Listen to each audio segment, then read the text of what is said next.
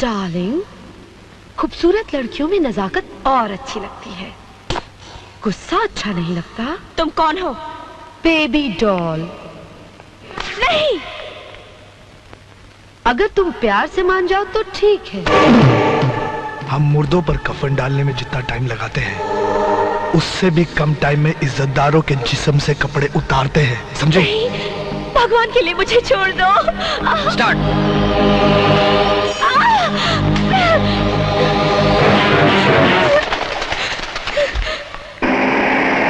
रुक जाइए, रुक जाइए। कुछ लोग जबरदस्ती मुझे स्टेज से उठा कर ले गए। वो लोग ब्लू फिल्म बनाते हैं। मेरे साथ भी बदतमीजी करने की कोशिश की। मैं किसी तरह वहां से भाग निकली।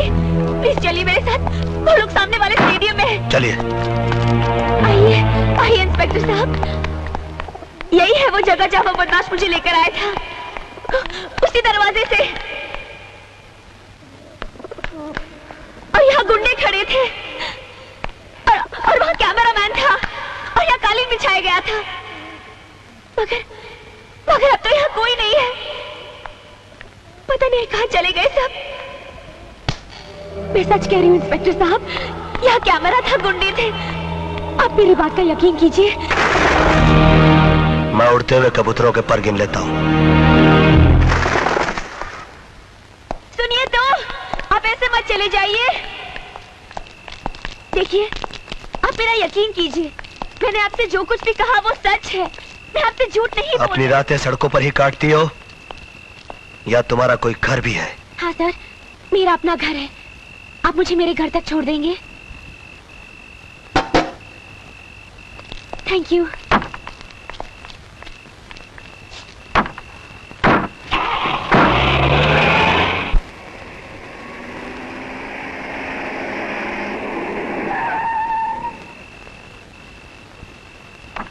सर, यही मेरा घर है। आइए ना मेरे घर में, मैं चाय बहुत अच्छा बनाती हूँ। आइए।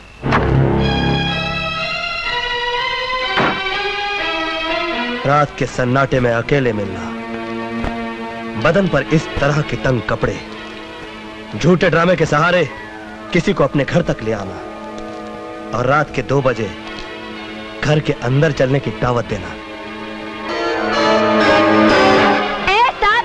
रुक जाओ, एहसान जताकर मत जा। सुन ले मेरी बात। तुमको देखकर एक चीज तो समझ में आ गई कि हर वो चीज जो चमकती है वो सोना नहीं होती।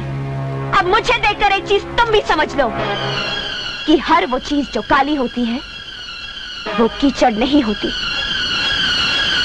ओ मानिया, सलीम, एल्बर्ट, पिंटू, कालिया, जल्दी बाहर आओ।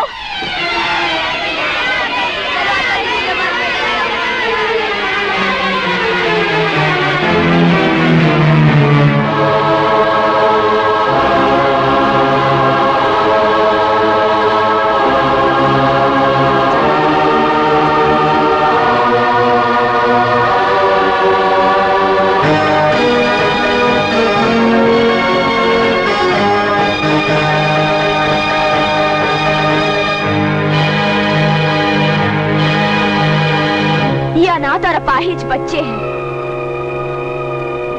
जिनके पास मेरे सिवा दुनिया में कोई नहीं है। इन्हीं के लिए स्टेज शोज करती हूँ मैं। बोलो, अब कैसे लगती हूँ मैं? बाजारू औरत तो नफरत करो मुझसे, गंदी नाली तो थूको मुझ पर, समाज का कैंसर तो फांसी लटका दो मुझे। तुमने तो किसी न किसी औरत का दूध जरूर पिया होगा। तुम्हें उसी दूध की कसम, मैं जैसी लगती हूँ वैसी ही सजा दो मुझे।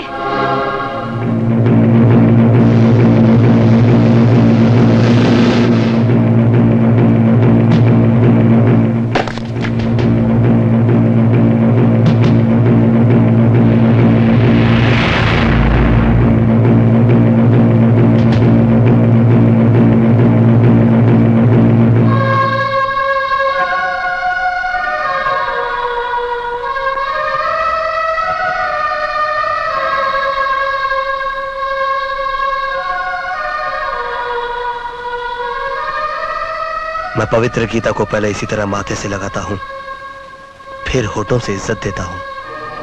लेकिन मैं, तुम में भी एक महाभारत है, तुम्हारे हर शब्द में क्रांति है।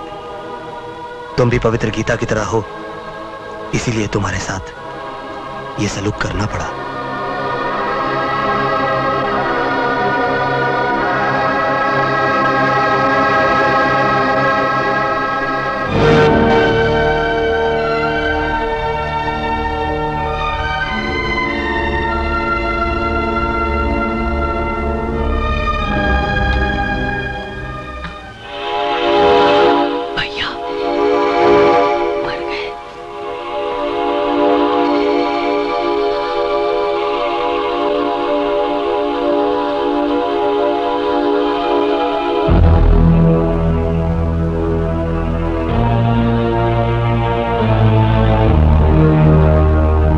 नंदो,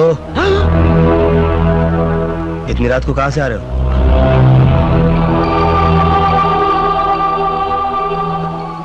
एक काम था, मैं काम कर रहा था भैया। देशभक्ति पर एक फिल्म बन रही है, मैं उसी की शूटिंग कर रहा था। ये तो अच्छी बात है, फिर इतना चोरी चोरी क्यों जा रहा था? वो बहुत रात हो गई थी ना भैया, इसलिए। देख, मेरी दो बातें याद रखना। एक तो ये कि काम के लिए कभी दिन रात मत देखना, और दूसरी बात कि चोरों के कदमों की आवाज मैं अपने कानों से सुनता हूं, मगर अपने भाई के कदमों की आहट मैं अपने दिल से महसूस करता हूं। इसलिए एक बार मुझसे चोर बच सकता है, मगर मेरा भाई नहीं। चल जा, जाके सो जा।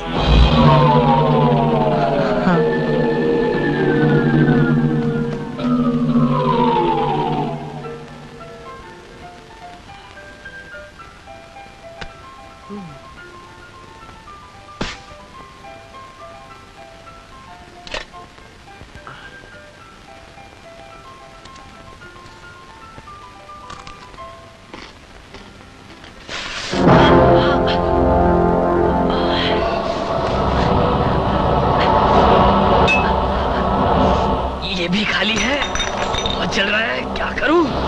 अरे नंदू, ये क्या हो गया तुझे? कुछ नहीं भैया, थोड़ा सा। ये थोड़ा लग रहा तुझे?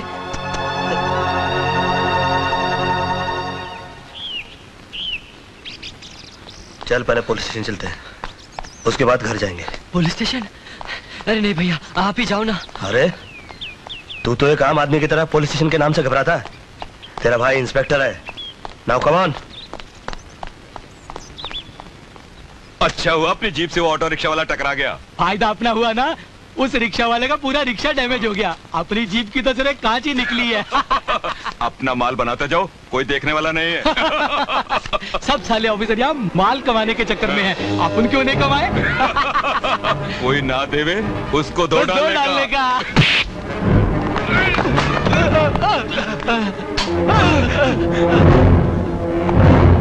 बेल्ट्स। ये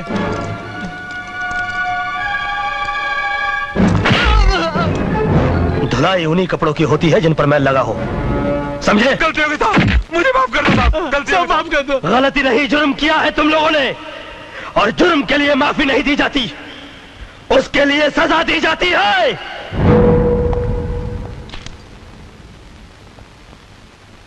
नंदू कहां चला गया? ओह, कॉलेज चला गया हुआ। ये 11 बज गया, अभी तक सब इंस्पेक्टर वर्धन क्यों नहीं आए? सर वो हमेशा लेट ही आते हैं।